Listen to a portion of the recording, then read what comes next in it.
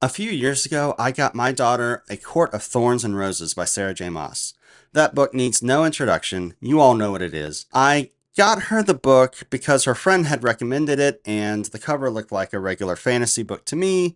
And I read the back of the book. The blurb said it was had romance in it, danger, phase, high stakes, all the normal stuff you'd expect from a popular fantasy book. Then my wife and I got home with kids, and we just didn't have a good feeling about the book. So I did 45 minutes of research and I just spiraled, to be quite honest. I quickly deduced that the book was just not a right fit for our family, which also means I had to do the very awkward thing of taking the gift back from the child.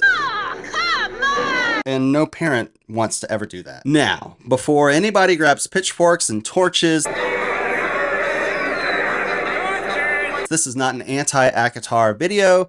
This is not a judgment call on the parents that have given their teenagers ACOTAR. A lot of readers love that series. It's fine. This is actually a video about the moment where I realized I needed a better way of figuring out what was in a book before I gave it to someone, notably my kids. And that's why I built something called Book Scout. Hi, my name is Brett. I'm the creator of Book Scout. My wife and I love buying books for our kids, and we want them reading. We want them discovering new stories, and we want them to be excited going inside of bookstores. But as they get older, it gets real hard to figure out what book is appropriate for them to read and what's not.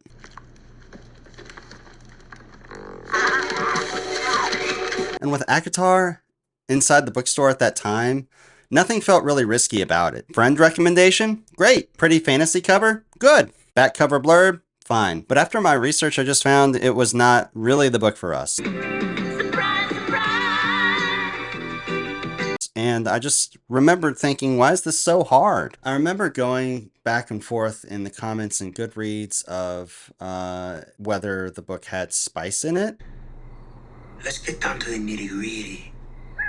Whether it didn't have spice in it, if it was young adult, if it wasn't young adult, if the violence was too much or not enough, and it was just really overwhelming for someone who wasn't really in the bookish community at the time. Books can be really hard to evaluate quickly. A cover can look harmless. Even a Goodreads review can be misleading. Now, it doesn't mean the book is bad. It just means that maybe that book doesn't connect with you for whatever reason or another. And honestly, this was the idea behind Book Scout.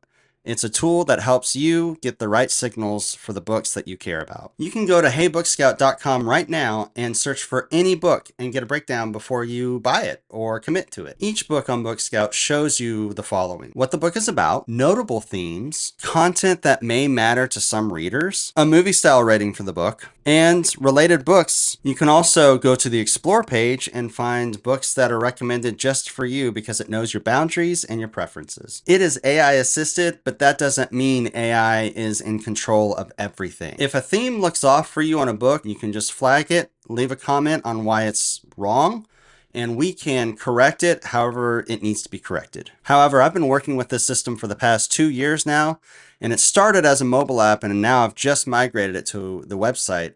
I'm very confident in what it finds. No system is perfect, but the goal is to keep the data consistent and the analysis improving over time. So if I had Book Scout back then when I was about to buy ACOTAR for my daughter, I would have done probably this. I would have searched for, at heybookscout.com, A Court of Thorns and Roses. I would have seen that there was graphic violence in the book.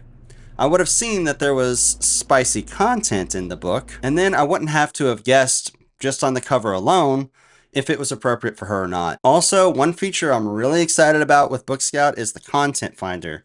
You can plug in whatever themes you care about or don't care about, themes you want to avoid or themes you want to find in books, and Book Scout does its very best to suss out if any of those themes or topics are in the book. But also, there's a mobile companion app, and it's perfect for bookstores and libraries. And that was the original moment I wanted to solve, to have that app that I could scan the book cover, get the analysis for the book, and also maybe save it to a bookshelf or a list that I can share with my friends later. And that's exactly what the Book Scout app can do. So it helps you make decisions and move on to the next book that you want to save or read. Book Scout just gives you a better starting point than guesswork. Now, Book Scout is not here to tell you what you can and can't read. That's up to you.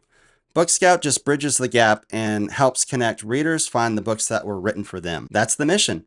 Know what's inside of a book before you commit to it. So if you're a parent or a grandparent or a homeschooler or a fantasy reader, and my goodness, there are so many different subgenres of fantasy these days, or a romance reader, or somebody that just wants to know what's inside of a book before you get into it, I built Book Scout for you. There are a number of you out there that are using Book Scout every single day and making it better by all of the analysis that you collect and scan for everybody else, and it's absolutely awesome to see. And I'm inviting you today to go to heybookscout.com, sign up for free, and you get premium for 3 days. And that way you can get all the rich, deep analysis and recommendations that Book Scout can possibly offer you. And then you can decide if it's for you. If you've made it this far, thank you so much. Don't forget to like and subscribe.